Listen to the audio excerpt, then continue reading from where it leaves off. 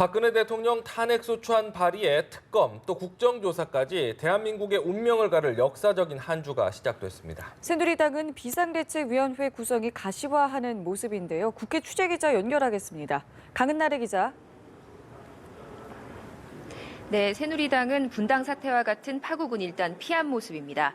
원유철, 정우택, 홍문종 의원 등 주류 측과 김재경, 나경원, 주호영 의원 등 비주류 측이 비대위원장 후보를 놓고 오늘 아침 최종 담판을 벌였는데요. 후보 3인을 비주류에서 추천받고 의원총회 안건으로 올리기로 했습니다.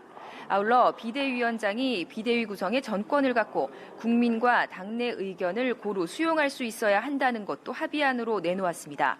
비대위원장에는 당회 인사를 추천하는 것으로 가닥이 잡혀가는 모양새인데요. 앞서 김영호 전 국회의장과 임명진 목사, 조순영 전 의원, 김황식 전 국무총리, 손학규 전 민주당 대표 등이 두루 거론된 것으로 알려졌습니다.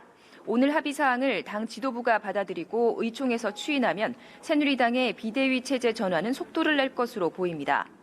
한편 오늘 오후 국정역사교과서 현장 검토본 공개를 앞두고 당정은 회의를 열고 교육 현장 적용 방안을 논의했는데요. 이준식 사회부총리는 충분한 여론 수렴을 통해 반영 여부를 결정하겠다고 밝혔습니다.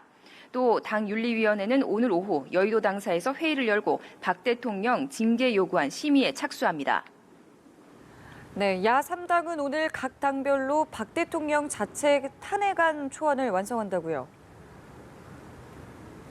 네, 그렇습니다. 내일 단일 탄핵안 도출에 앞서서 오늘 야3당은 각 당별로 초안을 완성할 계획입니다. 민주당은 오후에 전문가들을 불러서 긴급 토론회를 갖고 자체안을 확정합니다. 추미애 대표는 아침 회의에서 국정농단과 국정 파탄의 책임에 있는 집권당은 구두로만 반성할 게 아니라 조건 없이 탄핵에 동참해야 한다고 촉구했습니다.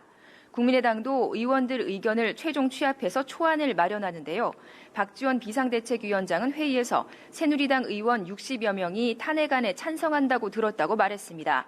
이와 관련해서는 새누리당 조원진 의원이 여당 분열을 위한 거짓말이라고 비판하는 등 여당 주류 측에서 반발도 일었습니다.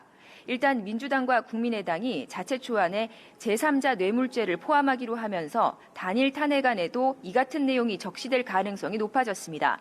롯데와 SK 등 대기업 면세점 사업 인허가에 대통령이 개입했다는 의혹입니다. 지금까지 국회에서 전해드렸습니다.